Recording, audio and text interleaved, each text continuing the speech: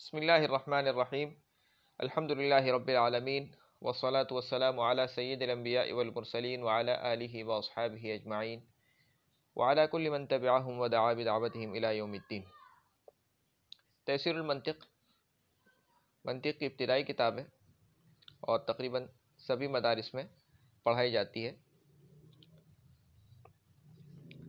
ٹھیک ہے،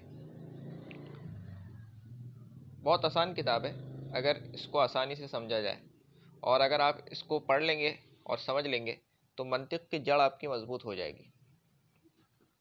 شروع کرتے ہیں۔ بسم اللہ الرحمن الرحیم، رب یسر ولا تعسر وتمم بالخیر۔ اے ہمارا رب، آسانی فرما اور مشکل نہ کر، اور خیریت سے جو ہے اس کو تمام کر دے۔ سبق اول، علم کی تعریف اور اس کی قسمیں۔ یہاں ایک بات جاننا ضروری ہے کہ یہ جو علم کی تعریف اور اس کی قسمیں یہاں پہ لکھا ہوا ہے، یہاں پہ علم سے مراد وہ علم نہیں ہے جو لغت میں علم کے جو معنی آتے ہیں وہ والا علم مراد نہیں ہے، لغوی علم مراد نہیں ہے۔ لغت کے اندر جو علم کے معنی ہے وہ مراد نہیں ہے، یعنی لغت کے اندر علم کی کیا تعریف ہے وہ مراد یہاں پر نہیں ہے، بلکہ مناطقہ، اہل منطق، فن منطق کے جو علماء ہیں وہ لفظ علم سے کیا مراد لیتے ہیں وہ یہاں پر بتایا جا رہا ہے کہ ان کے نزدیک علم کی کیا تعریف ہے۔ تو پہلا سبق جو ہے وہ علم کی تعریف اور اس کی قسموں کے بیان میں ہے۔ سب سے پہلے مصنف علم کی تعریف فرمائیں گے اور پھر اس کے بعد علم کی قسمیں بیان فرمائیں گے۔ علم کی تعریف یہ کرتے ہیں کہ کسی شے کی صورت کا تمہارے ذہن میں آنا، جیسے زید، کسی نے بولا اور تمہارے ذہن میں اس کی صورت آئی، یہ زید کا علم ہے۔ حاشیہ دیکھیں، کہتے ہیں کہ جیسے آئینے کے سامنے جب کوئی چیز آتی ہے تو اس چیز کی صورت نقش ہو جاتی ہے، یعنی آئینے میں اس چیز کی صورت نقش ہو جاتی ہے۔ آپ آئینے کے سامنے چلے جائیں تو آپ کی صورت آئینے میں نقش ہو جائے گی، ٹھیک ہے۔ اسی طرح ہمارے ذہن میں بھی ہر چیز کی ایک صورت نقش ہو جاتی ہے، مگر آئینے میں تو دکھائی دینے والی چیزوں ہی کی صورت آتی ہے، اور ذہن میں دکھائی جانے والی، چھوئی جانے والی، چکھی جانے والی، سنائی دینے والی، سونگی جانے والی اور سمجھی جانے والی چیزوں اور باتوں کی صورت اور کیفیت بھی آ جاتی ہے۔ یہی ہر چیز کا علم ہے۔ تو یہاں حاشیہ میں تعریف کو مزید واضح کر دیا گیا ہے کہ اس کا مطلب کیا ہے۔ کسی شے کی صورت کا تمہارے ذہن میں آنا، اس کا کیا مطلب ہے؟ تو حاشیہ سے اگر آپ اس کو سمجھیں گے تو یہ بات آپ کو واضح ہو جائے گی کہ اس کا مطلب کیا ہے۔ اب آگے ایک اور مثال دیتے ہیں کہ دیکھو، ہم ایک شخص کو دیکھ کر اس کی آواز سن کر یہ کہتے ہیں کہ زید نہیں عامر ہے، اس لیے کہ زید کے دیکھنے اور اس کی آواز سننے سے ہمارے ذہن میں جو صورت اور کیفیت آئی تھی وہ ایسی نہیں ہے جیسے کہ ابھی اس کو دیکھ کر آئی ہے۔ ایسے ہی ناشپاتی کو دیکھ کر، چکھ کر، سونگھ کر، چھو کر ہم کہتے ہیں کہ سیب نہیں، اس لیے کہ سیب کے دیکھنے، چکھنے، سونگھنے اور چھونے سے جو صورت اور کیفیت ذہن میں آئی ہوئی ہے وہ ایسی نہیں ہے۔ اسی طرح کسی چیز کو میٹھا، کسی کو کھٹا، کسی کو سخت، کسی کو نرم، کسی کو سڑا ہوا، کسی کو خوشبودار وغیرہ وغیرہ، اس لیے کہتے ہیں کہ کھٹے میٹھے کے چکھنے اور سخت اور نرم کے چھونے سے اور سڑے اور خوشبودار کے سونگھنے سے جو صورت اور کیفیت ذہن میں آتی ہے وہ ایسی ہے۔ غرض اس سے معلوم ہوا کہ دیکھنے، چھونے، چکھنے اور سننے سے اور سونگھنے سے ذہن میں ایک صورت آ جاتی ہے، اسی طرح کسی بات کے سمجھنے سے بھی ایک صورت ذہن میں آتی ہے۔ یہی سب کا علم ہے۔ خلاصہ یہ ہے کہ انسان جو بھی چیز دیکھتا ہے، یہاں صورت سے مراد، یہ جو متن میں جو تعریف ہے کسی شے کی صورت کا تمہارے ذہن میں آنا، یہاں صورت سے مراد تصویر نہیں ہے، سمجھے؟ تو کسی چیز کو دیکھنے سے، کسی چیز کو چھونے سے، کسی چیز کو چکھنے سے اور کسی چیز کو سننے سے اور کسی چیز کو سونگھنے سے ذہن میں ایک صورت انسان کے آ جاتی ہے. مثال کے طور پر آپ نے کسی چیز کو سنا تو وہ جو آواز ہے، جو کان کے ذریعے سے آواز گئی ہے، تو اس سے ذہن میں ایک کیفیت بیٹھ گئی کہ ہاں یہ ایسی آواز ہے. اگلی بار آپ یہی آواز سنیں گے تو پہچان جائیں گے کہ ہاں یہ وہی آواز ہے، کیونکہ اس آواز کو سن کر جو کیفیت آپ کے ذہن میں پیدا ہوئی تھی وہی کیفیت اب دوبارہ پیدا ہوئی ہے اور وہی صورت اب دوبارہ بنی ہے. تو یہاں صورت سے مراد وہ تصویر نہیں ہے، بلکہ دیکھنے، سننے، چکھنے، سونگھنے سے ہمارے ذہن میں جو ایک کیفیت پیدا ہوتی ہے وہ مراد ہے صورت سے. تو وہ جو صورت پیدا ہوتی ہے ہمارے ذہن میں کسی چیز کو دیکھ کر، آنکھوں کے راستے سے، چھو کر کھال کے راستے سے، چکھ کر زبان کے راستے سے، سن کر کانوں کے راستے سے، سونگھ کر ناک کے راستے سے، اس صورت کو علم کہا جاتا ہے. یہ بعض علماء کہتے ہیں کہ وہ جو صورت ذہن میں بنی ہے، وہ یعنی جو کیفیت پیدا ہوئی ہے، اس کیفیت کو یا اس صورت کو علم کہتے ہیں مناطقہ. اور بعض علماء یہ کہتے ہیں کہ نہیں بھائی، علم یہ نہیں ہے، بلکہ اس صورت کا ذہن میں آنا اور اس کیفیت کا ذہن میں آنا یہ علم ہے. یعنی وہ صورت علم نہیں ہے، بلکہ اس صورت کا ذہن میں آنا اور یہ علم ہے. تو یہ دو قول میں نے آپ کو بتا دی، اس میں اور بھی اقوال ہیں. تو یہ ابتدائی طور پر آپ اس کو ذہن میں رکھیں اور تعریف آپ سمجھ لیں کہ علم ہوتا کیا ہے. مناطق کے نزدیک علم کہتے کسے، ٹھیک ہے. تو کسی شے کی صورت کا تمہارے ذہن میں آنا، اب وہ ذہن میں ناک کے راستے سے بھی آ سکتی ہے، وہ یعنی وہ صورت جو ذہن میں بن رہی ہے وہ ناک کے راستے سے وہ جو علم حاصل ہوا ہے وہ حاصل ہو سکتا ہے. وہ جو صورت بنی ہے وہ ذہن کو جو علم حاصل ہوا ہے وہ ناک کے راستے سے بھی حاصل ہو سکتا ہے، کان کے راستے سے بھی حاصل ہو سکتا ہے، کھال کے راستے سے بھی حاصل ہو سکتا ہے، زبان کے راستے سے بھی حاصل ہو سکتا ہے. ٹھیک ہے. جیسے زید، کسی نے بولا اور تمہارے ذہن میں اس کی صورت آئی، یہ زید کا علم ہے. تم نے ایک دفعہ زید کو دیکھ لیا، زید کوئی لڑکا ہے، تم نے اس کو دیکھا ہے، ٹھیک ہے، اور دیکھ کر تمہارے ذہن میں اس کی صورت آ گئی. ٹھیک ہے. اب جیسے ہی تم نے کہیں زید سنا تو تمہارے ذہن میں اس کی صورت آئے گی، ہاں یار یہ وہ زید ہے، زید. کیوں؟ کیونکہ تم زید کو جانتے ہو، اس کی صورت تمہارے ذہن میں موجود ہے. تو یہ زید کا علم ہے. تو جیسے میں نے آپ کو بتایا کہ بعض علماء کے نزدیک اس صورت کا بننا علم ہے اور بعض علماء کے نزدیک وہ جو صورت ہے وہ علم ہے. ٹھیک ہے. کوئی فرق نہیں پڑتا اس اختلاف سے، آپ صورت کو علم سمجھ لیں یا صورت کے بننے کو، کوئی بات نہیں، دونوں قول ہی صحیح ہیں. ٹھیک ہے، اتنا کوئی بنیادی فرق نہیں ہے. اب علم کی دو قسمیں. علم تو آپ نے پڑھ لیا کہ علم کسے کہتے ہیں، مناطقہ. مناطقہ سے مراد اہل منطق. یعنی یہ تو آپ نے معلوم کر لیا کہ علم کہتے کسے ہیں. اب علم کی کتنی قسمیں، یعنی علم جو انسان کو حاصل ہوتا ہے وہ کتنی طرح کا حاصل ہوتا ہے، اس کی کچھ قسمیں بھی ہیں. تو علم کی بنیادی طور پر دو قسمیں ہیں. علم کی دو قسمیں ہیں، تصور اور تصدیق. تصور اور تصدیق. اب مصنف نے پہلے تصدیق کی تعریف کی ہے، پھر تصور کی تعریف کی ہے.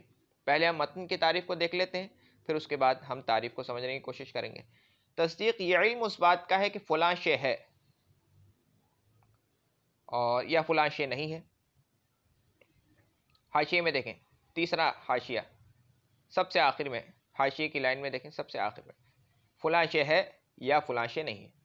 جیسے اب دوبارہ متن پہ آ جاؤ. جیسے کہ تم کو اس بات کا علم ہے کہ زید عمرو کے والد ہیں، اور دوبارہ حاشیے پہ آ جاؤ 4 نمبر، زید عمرو کے والد نہیں ہے. یعنی زید عمرو کے والد ہیں یا زید عمرو کے والد نہیں ہیں. ہو سکتا ہے اب یہ بات تمہیں بالکل بھی سمجھ میں نہ آئی ہو، کوئی بات نہیں، جب ہم ابھی سمجھیں گے الگ طریقے سے، آسان طریقے سے، تو آ جائے گی. تصور وہ علم ہے جس میں اس قسم کا علم نہ ہو، جیسے صرف زید کا علم یا مثلا زید کا غلام. اب تصور میں جو حاشیہ ہے، پہلا نمبر حاشیہ، یہ دیکھو ذرا، ایک ہی چیز کا علم یعنی صورت ہو، یعنی ذہن میں علم کس کو کہتے ہیں، کسی چیز کا، کسی شے کی صورت کا تمہارے ذہن میں آنا. ٹھیک ہے. اب یہ جو علم حاصل ہوا ہے ایک ہی صورت ہوگی، ایک ہی چیز کا علم حاصل ہوگا یا ایک سے زیادہ کئی چیزوں کا علم حاصل ہوگا؟ یعنی ذہن میں کئی صورتیں بنیں گی یا ایک ہی چیز بنے گی؟ تو ایک ہی چیز کا علم یعنی صورت ہو، جیسے زید کی صورت، ایک لڑکا ہے زید مان لو، تو صرف اس کی صورت، یا دو تین چیزوں کی صورت ہو اور ان میں نسبت نہ ہو، یعنی آپس میں نسبت تو آپ نے پڑھی ہے نا کہ دیکھو انسان جو بھی لفظ انسان کے منہ سے نکلتا ہے اس کو کیا بولتے ہیں؟ لفظ، ٹھیک ہے؟ جو بھی آواز انسان کے منہ سے نکلتی ہے اس کو لفظ بولتے ہیں۔ وہ جو بھی آواز انسان کے منہ سے نکل لی ہے یا تو اس کا کوئی معنی انسانوں نے مقرر کیا ہوگا اپنی زبان میں یا نہیں مقرر کیا ہوگا۔ اگر اس لفظ کا کوئی معنی انسانوں نے اس زبان میں مقرر کیا ہے تو وہ لفظ اس زبان میں لفظ موضوع کہلائے گا، یعنی اس کا کوئی معنی ہے لفظ موضوع۔ اور اگر اس کا کوئی معنی نہیں ہے تو وہ لفظ محمل کہلائے گا، یعنی اس کا کوئی معنی نہیں، بے معنی لفظ ہے، ٹھیک ہے؟ اب لفظ موضوع کی دو قسمیں ہیں، مفرد اور مرکب۔ مفرد اکیلا کلمہ جو ایک معنی کو بتاتا ہے، یعنی ایک لفظ ہے اور ایک ہی چیز کو بتا رہا ہے، جیسے کتاب اکیلا لفظ ہے اور ایک چیز کو بتا رہا ہے، ٹھیک ہے؟ اور مرکب وہ لفظ ہوتا ہے جو ایک سے زیادہ ہوتا ہے، یعنی ایسا لفظ جو کہ ایک سے زیادہ کلموں سے مل کے، یعنی ایک مفرد ایک کلمہ یعنی ایک لفظ، ٹھیک ہے، جو ایک معنی بتاتا ہے، ایک سے زیادہ لفظ ہو تو یہ مرکب بن جاتا ہے، ٹھیک ہے؟ اب مفرد کا دوسرا نام ہے کلمہ۔ مفرد کلمہ ایک ہی چیز ہے۔ تو مفرد کی تین قسمیں ہیں، اسم، فعل، حرف۔ تو یہ جو لفظ ہے جو ایک معنی بتا رہا ہے یہ تین حال سے خالی نہیں، یا تو لفظ کو سن کر ہی اس کا معنی سمجھ میں آ جاتا ہوگا، یا لفظ کو سن کر اس کا معنی سمجھ میں نہیں آتا بلکہ اس کے ساتھ کسی دوسرے لفظ کو ملانے کی ضرورت پڑتی ہے۔ مثال کے طور پر جیسے میں نے بولا کتاب، آپ کو معنی سمجھ میں آ گیا، ٹھیک ہے؟ آپ کو کسی دوسرے لفظ کو ملانے کی اس کے ساتھ ضرورت نہیں پڑی۔ یا اب جیسے میں نے کہا وہ جا رہا ہے، جا رہا ہے آپ نے سنا، آپ کو سمجھ میں آ گیا اس لفظ کا معنی، آپ کو کسی دوسرے لفظ کو ملانے کی اس کے ساتھ ضرورت نہیں پڑی معنی سمجھنے کے لیے۔ لیکن اگر میں بولوں سے تک تک تک تک تک تک تک، آپ کو کوئی معنی سمجھ میں نہیں آئے گا جب تک کہ میں اس لفظ کے ساتھ کوئی دوسرا لفظ نہ ملاؤں۔ جیسے یہاں سے وہاں تک، اب آپ کو معنی سمجھ میں آ گیا کہ ہاں بھی اس لفظ کا کوئی معنی ہے، ٹھیک ہے؟ تو یہاں سے ہمیں سمجھ میں آئی کہ یا تو لفظ ایسا ہوگا کہ اس کے معنی دوسرے کلمے کے ملائے بغیر سمجھ میں آ سکتے ہیں، یا اس کے معنی دوسرے کلمے کے ملائے بغیر سمجھ میں نہیں آ سکتے۔ اگر اس کے معنی دوسرے کلمے کے ملائے بغیر سمجھ میں نہیں آ سکتے تو اس کو بولتے ہیں حرف، اور اگر اس کے معنی دوسرے کلمے کے ملائے بغیر سمجھ میں آ سکتے ہیں تو یا تو اس کلمے میں زمانہ بھی موجود ہوگا یا زمانہ موجود نہیں ہوگا۔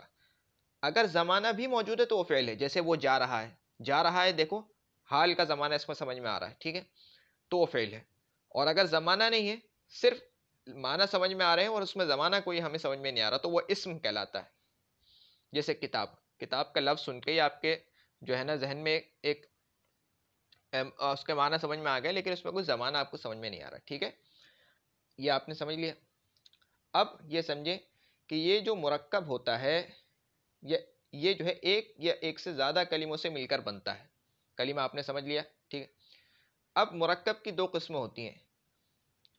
مرکب ہے یعنی اب یہ جو دو کلمے ہیں آپس میں مل کر ایک مرکب بناتے ہیں نا، تو ان کے درمیان ایک جوڑ ہوگا، آپس میں مل کر یہ جو ان کا ملنا ہے آپس میں ایک جوڑ ہوگا، ٹھیک ہے؟ آپس میں ایک نسبت ہوگی نا ان کی۔ یہ نسبت کبھی تو تامہ ہوتی ہے یعنی بالکل مکمل نسبت ہوتی ہے، پوری نسبت ہوتی ہے، یا ادھوری نسبت ہوتی ہے۔ نسبت تامہ ہوتی ہے یا نسبت ناقصہ ہوتی ہے۔ نسبت تامہ سے مراد پوری نسبت، اور نسبت ناقصہ سے مراد ادھوری نسبت۔ اگر یہ نسبت تامہ ہے، ٹھیک ہے، تو یہ ایک پہلی قسم ہو جائے گی، اور نسبت ناقصہ ہے ان دونوں کے درمیان تو یہ دوسری قسم ہو جائے گی. ٹھیک ہے. نسبت تامہ ہوتی ہے تو اس کی مثال کیا ہے, یعنی اس کو ہم کیسے پہچانیں گے؟ اس کو پہچاننے کا طریقہ یہ ہے کہ اس کو سن کر کوئی خبر یا طلب معلوم ہو جائے گی. اس کو جملہ بھی بولتے ہیں, یعنی ایسا مرکب کہ جس کے اجزاء کے درمیان نسبت تامہ ہو اس کو مرکب مفید کہتے ہیں. یعنی جملہ ایک ہی لفظ ہے, مرکب مفید, جملہ. ٹھیک ہے. مرکب تامہ یہ تین لفظ ہیں, ایک ہی چیز ہے. ٹھیک ہے. اب یہ جو جملہ ہے, جملہ اس کو بولتے ہیں جس کو سن کر آپ کو کوئی خبر سمجھ میں آئے, یعنی یہ سمجھ میں آئے کہ کہنے والا کسی چیز کی خبر دے رہا ہے, یہ کہنے والا مجھ سے کچھ طلب کر رہا ہے. مثال کے طور پر وہ جا رہا ہے, یہ پورا ایک جملہ ہے. آپ کو سن کے سمجھ میں آئی کہ کہنے والا مجھے ایک آدمی کے جانے کی خبر دے رہا ہے. ٹھیک ہے.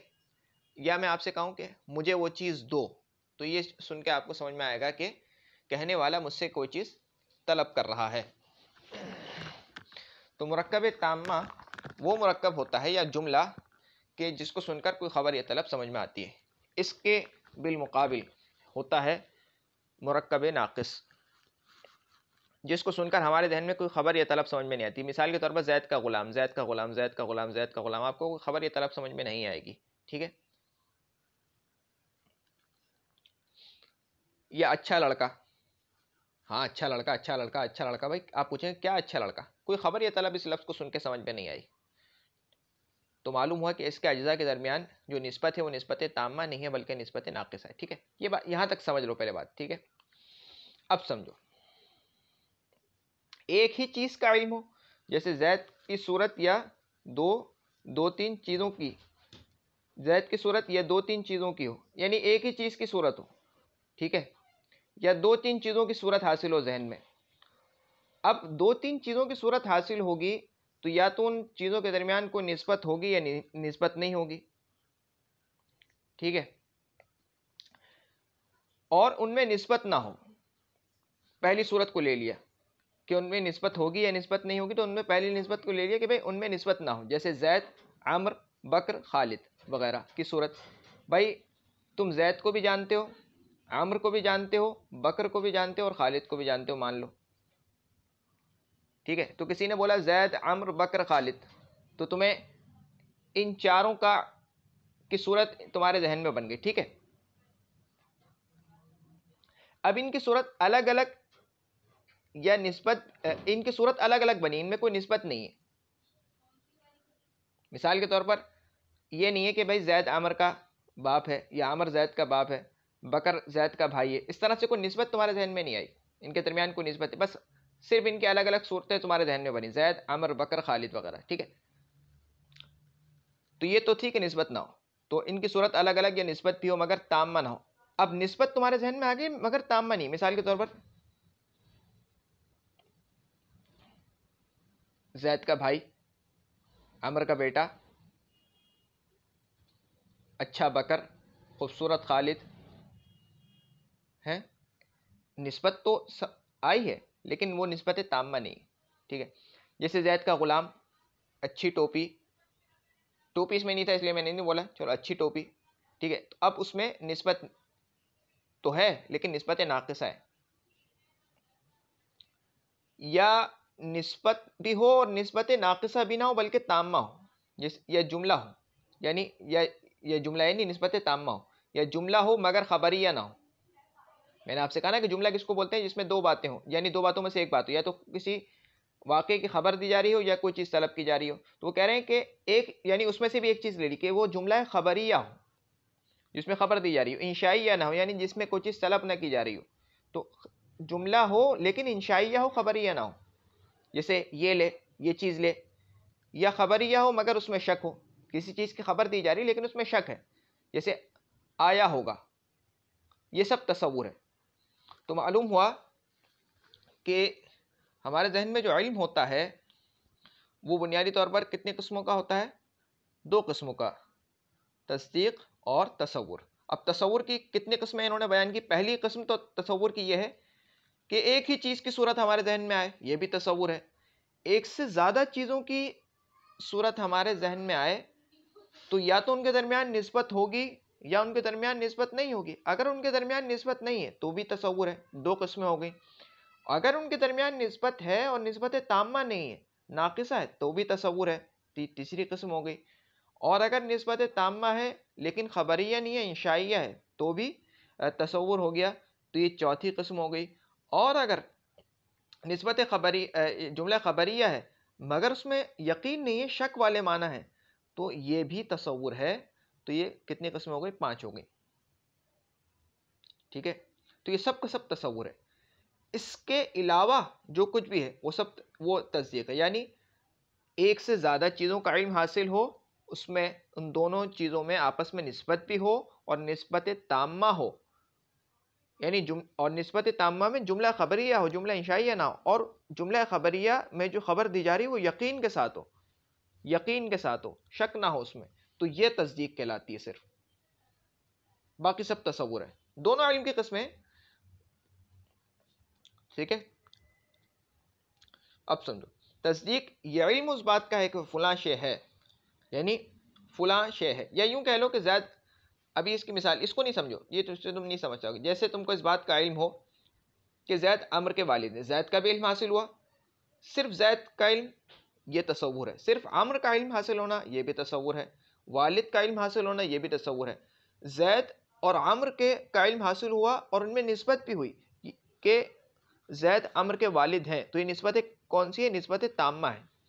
ٹھیک ہے، سن کے تمہیں سمجھ میں آ رہا ہے کہ بھائی زید عمر کے والد ہیں، ایک کہنے والا کوئی خبر دے رہا ہے، تو یہ خبریہ ہے، جملہ خبریہ ہے، اور اس کو کوئی شک بھی نہیں ہے. لفظ کو دیکھ کر ہمیں یہ معلوم نہیں ہو رہا کہ کوئی شک بھی، یعنی یہ نہیں کہہ رہا کہ زید عمر کے والد ہو سکتے ہیں، بلکہ یہ کہہ رہا ہے زید عمر کے والد ہیں.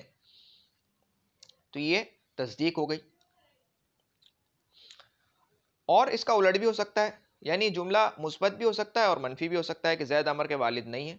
اس میں بھی دیکھو نہیں ہونے کا یقین ہمیں دلایا جا رہا ہے کہ ہاں بھائی زید عمر کے والد نہیں ہیں، تو نہیں ہونے کی خبر دی جا رہی ہے اور اس میں یقین ہے. شک کے کوئی آثار یہاں موجود نہیں ہے لفظوں میں. تصور کی تعریف کیا کی کہ وہ علم جو اس قسم کا نہ ہو، یعنی یا تو وہ ایک ہی صورت کا علم حاصل ہوگا یا ایک سے زیادہ صورتوں کا علم حاصل ہوگا اور ان کے درمیان کوئی نسبت ہی نہیں ہوگی. اگر نسبت ہو تو نسبت تامہ نہیں ہوگی بلکہ ناقصہ ہوگی. اور اگر نسبت تامہ بھی ہو تو جملہ خبریہ نہیں ہوگا، جملہ انشائیہ ہوگا. اور اگر جملہ خبریہ بھی ہو تو شک والے معنی پیدا ہوں گے. یہ سب کا سب تصور ہے. صرف تصدیق کی ایک ہی صورت نکلتی ہے کہ ایک سے زیادہ چیزوں کا علم حاصل ہو، ان میں نسبت بھی ہو اور نسبت تامہ ہو اور خبریہ ہو، اور وہ اس میں یقین والے معنی ہو، شک والے معنی نہ ہو. ٹھیک ہے، تو یہ تصدیق ہوتی ہے. تو آج ہم نے جو ہے علم کی تعریف پڑھی، علم کی اقسام کے بارے میں جانا، اور اگلے سبق میں ہم انشاءاللہ تصور اور تصدیق کی قسموں کو پڑھیں گے. اب تک کے لیے اتنا ہی. سبحانک اللہم و بحمدک، اشہد ان لا الہ الا انت، استغفرک و اتوب الیک.